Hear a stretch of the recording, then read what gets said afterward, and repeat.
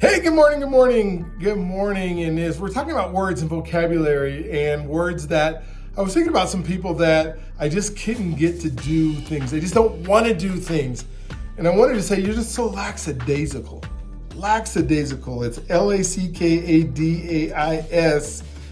Lackadaisical, lackadaisical, which means just describe an attitude of indifference or laziness, often implying a complacent, unenthusiastic approach to something that might otherwise require effort.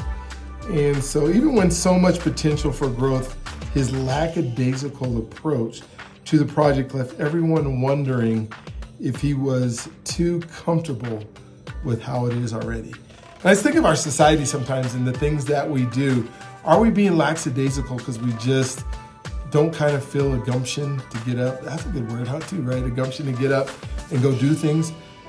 Or we just got so many other things going on in life that we have to be lackadaisical about some of the things that we just don't feel important. So what are you lackadaisical about? What are you just indifferent about, complacent about? And then what are you ready to go take by the horns and make it happen? Well, anyways, use the word today. That's my call to action, is use the word lackadaisical about someone or yourself that you know. Talk to you tomorrow.